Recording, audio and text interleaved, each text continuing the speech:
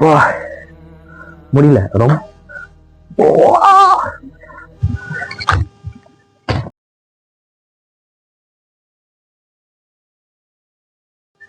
அனைவருக்கும் வணக்கம். கடந்த வீடியோல நம்ம முதுகெலும்பை எப்படி வலுப்படுத்துறதுன்னு பார்த்தோம். இந்த வீடியோல நம்ம மூஞ்சிக்கு, அதாவது வந்து ஆண்களும் சரி பெண்களும் சரி, மூஞ்சி வந்து குளோனஸா இருக்கிறதுக்கு, நம்ம தைராய்டு வந்து அளவா வச்சுக்கிறதுக்கு, இந்த சுரபிலாம் வந்து நல்லா வேலை செய்யறதுக்கு அந்த மாதிரி ஆசனம் தான் பார்க்க போறோம். வாங்க வீடியோக்குள்ள போகலாம். நீங்க பண்ண வேண்டியதுதான் வீடியோவை லைக் பண்ணி சேனலை சப்ஸ்கிரைப் பண்ணி என்னை மோட்டிவேஷன் வச்சுக்கோங்க. கான்ஃபிடென்ட்டா இருக்கிறேன், கத்துக்கிறோம். Welcome back. இப்ப நம்ம பார்க்க போற ஆசனம் தான் ஆலாசனம். இது வந்து சர்வங்காசனம் இதெல்லாம் பார்த்தோம்ல, இதோட தொடர்ச்சியா பண்ணக்கூடிய ஆசனம் தான் இந்த ஆலாசனம். அந்த வீடியோல நம்ம இது தொடர்ச்சியா பண்ணி பார்க்க முடியல. ஆனா வந்து இதை நான் பயிற்சி எடுத்து பார்த்தேன், பண்ணவே முடியல. ஃபர்ஸ்ட் டைம் பண்றேன், சுத்தமா என்னால பண்ணவே முடியல. ஒரு கட்டத்துக்கு மேல இதை வளைக்கவே முடியல. ஆனா பயிற்சி எடுத்து 2-3 வாட்டி பண்ணி பார்த்தேன்.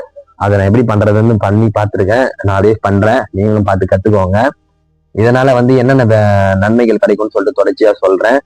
இதேதான் ஃபர்ஸ்ட் நம்ம எப்படி மல்லாந்து படுத்தோம்ல அதே பொசிஷனுக்கு போயிடுவோம். மல்லாந்து படுக்கிறோம். மல்லாந்து படுத்துட்டு தரையில வந்து கையை வந்து தரையில கையை வச்சுக்கோங்க. கை வச்சுட்டு முதல்ல காலை இப்படி தூக்கிக்கோங்க. காலை தூக்கிட்டு நான் இந்த பொசிஷன்ல வந்த உடனே நம்மளுக்கு வர்றது ஒரே ஒரு ஞாபகம் தான். அது என்னன்னா, ஒரு ஸ்டெப்பு தான் ஞாபகத்துக்கு வருது. அந்த ஸ்டெப்பு வந்து போடுறேன். அது வந்து இதுல வீடியோல வந்து மியூசிக் போட முடியாது. மியூசிக் போட்டோம்னா காப்பிரைட் ப்ராப்ளம் வரும். ஷார்ட்ஸ்ல போடுறேன், ஷார்ட்ஸ்ல பாருங்க அந்த வீடியோவை. அந்த ஸ்டெப்பை ட்ரை பண்ணி பாக்குறேன். அது வருமானு தெரியல, ட்ரை பண்ணி பாக்குறேன். ஞாபகத்துக்கு தப்புன்னு அது பண்ணும்போது எனக்கு அந்த ஞாபகம் வந்துச்சு. ட்ரை பண்ணி பாக்குறேன், ஃபர்ஸ்ட் டைம் பண்ணி பார்க்க போறேன். நல்லா இருந்துச்சுன்னா ஷார்ட்ஸ்ல போயிட்டு லைக் பண்ணுங்க. என்ன ஸ்டெப் ஞாபகம் வரும், ஒரு சில பேருக்கு வந்துட்டு இருக்கும் என்ன ஞாபகம்ட்டு பாருங்க.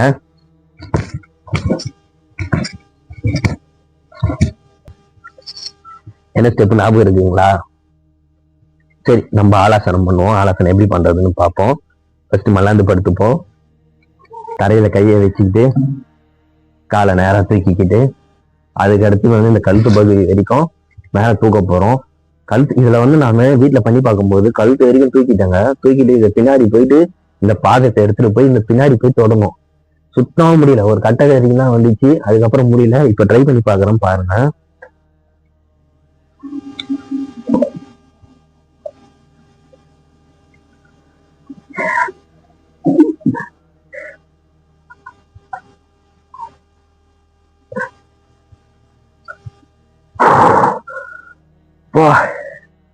முடியல, ரொம்ப ஸ்ட்ரெயினா இருக்கு, பண்ண முடியல. முயற்சி திருவினையாக்கும், முயன்றால் சாதிக்க முடியும். முயற்சி எடுத்து பண்றோம், கத்துக்கிறோம்.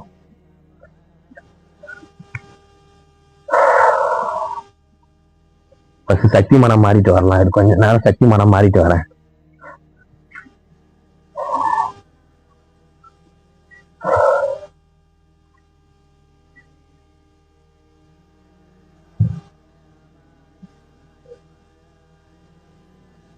பண்றோம்.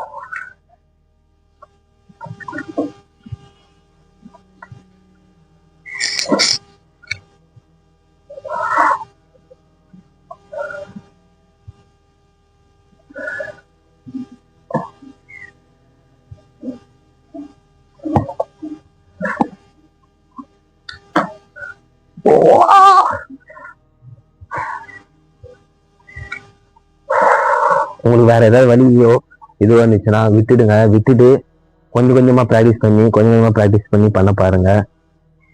கை பிடிச்சிச்சு.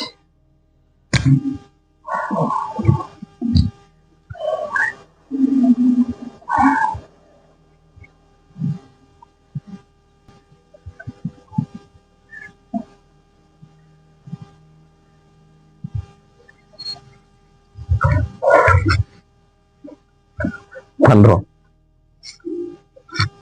முக்கியமாக இந்த ஆசனத்தை கர்ப்பிணி பெண்களும் அறுவை சிகிச்சை செஞ்சுக்கிட்டவங்களும் இந்த ஆசனத்தை செய்யாதீங்க.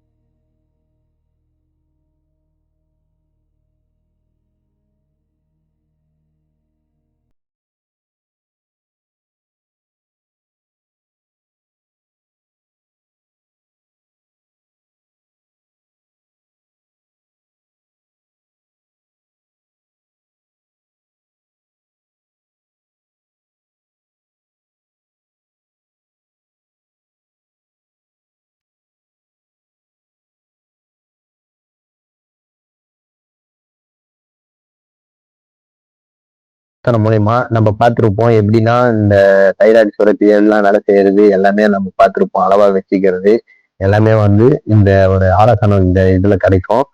அடுத்து நம்ம பார்க்க போற ஆசனம் தான் புஜகாசனம். புஜகாசனம் அது எப்படி பண்ண போறோம்னு பார்க்க போறோம். குப்புறப்படுத்து பண்ணக்கூடிய ஆசனங்கள்ல இதுவும் ஒரு ஆசனம். எப்படி பண்றதுன்னு இப்ப நம்ம பார்க்க போறோம். குப்புறப்படுத்து பண்ண போறோம். அதுக்கு நம்ம ஃபர்ஸ்ட் குப்புறப்படுத்திக்கணும். குப்புறப்படுத்திக்கிட்டு கையால வந்து ஊனிக்கிட்டு ஃபர்ஸ்ட் வந்து இந்த இடுப்பு வரைக்கும் தூக்கிக்கோங்க. இந்த இடுப்பு வரைக்கும் தூக்கிட்டு அப்படியே கொஞ்ச நேரம் அப்படியே மேல பார்க்க போறோம். இது ஆரம்பத்துல பண்ணும்போது கழுத்து வலிக்கும். கழுத்து வலிச்சிச்சுன்னா கொஞ்சம் ரெஸ்ட் எடுத்துக்கிட்டு அதுக்கப்புறம் கொஞ்ச நேரம் கழிச்சு பொறுமையா பண்ணுங்க. வலி ஏற்பட்டா உடனே நிறுத்திட்டு கொஞ்ச நேரம் ரெஸ்ட் எடுத்துட்டு திருப்பி பண்ணலாம். எப்படி பண்றதுன்னு பார்க்கலாம் வாங்க.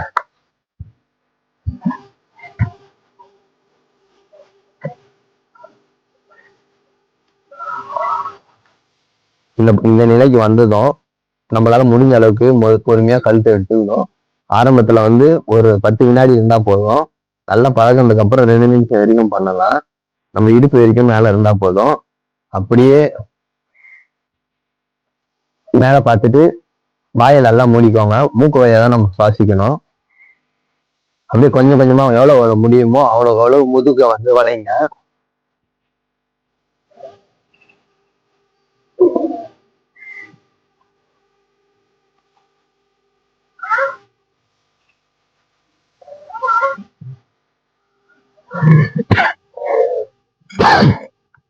இரும்பல் இதெல்லாம் வந்துச்சுன்னா உடனே நிப்பாட்டிடுங்க ஆசனத்தை. திருப்பி முதல்ல இருந்து ஸ்டார்ட் பண்ணுங்க. இந்த ஒரு ஆசனம் மூலமா நம்ம என்னென்ன கிடைக்கும்னா நுரையீரல் வந்து நல்லா விரிஞ்சு இருக்கிறதுனால நம்ம வந்து ஆக்சிஜன் அதிகமா இதுவாகிறதால ரத்த ஓட்டம் வந்து வேகமடைஞ்சு நம்மளுக்கு வந்து சுவாச பிரச்சனை எல்லாமே ஆஸ்துமா இது எல்லாமே வந்து சீரடையும். வாயு பிரச்சனை இருந்தா அதாவது கேஸ் டபுள் ப்ராப்ளம் இந்த ப்ராப்ளம் எல்லாம் இருந்துச்சுன்னா உடனே வந்து ஏன்னா இந்த இடம்லாம் நம்மளுக்கு இந்த இடம்லாம் விரியுது பார்த்தீங்களா, இந்த இடம்லாம் இதுவாகிறதுனால வந்து இந்த இங்க இருக்கிற சதை இந்த சைட்ல இருக்கிற சதைகள் எல்லாம் குறையும். வாயு பிரச்சனை இருந்தா வாயு பிரச்சனை தீரும். இதுல நிறைய நன்மைகள் இருக்கு இந்த ஒரு ஆசனத்துல. இது வந்து ஈஸியா பண்ணிடலாம். இந்த ஆசனத்தை பண்ணும்போது நம்ம மூஞ்செல்லாம் வந்து பெண்களுக்கும் சரி ஆண்களுக்கும் சரி ஒரு இளமை தோற்றத்தை கொடுக்கும். அதாவது வந்து நம்மளுக்கு வயசாக வந்து தோல் வந்து இதுவாகும். இந்த இதெல்லாம் பண்ண சொல்ல கொஞ்சம் க்ளோவா வச்சிருக்கும். இந்த ஆசனத்தை பெண்கள் வந்து தொடர்ந்து பண்ணி பாருங்க, அழகா இருப்பீங்க. அழகா இருக்கிறவங்க மேல அழகாவீங்க. கொஞ்சம் இருக்கிறவங்களுக்கு க்ளோனஸ் அதிகமாகும், கொஞ்சம் இளமை தோட்டத்தை கொடுக்கும். இந்த ஒரு ஆசனத்தை வந்து திருப்பி பண்ணலாம். இது பண்ணும்போது எனக்கு ஒரு சின்ன வயசுல இந்த ஸ்டெப்ல ஞாபகம் வருது.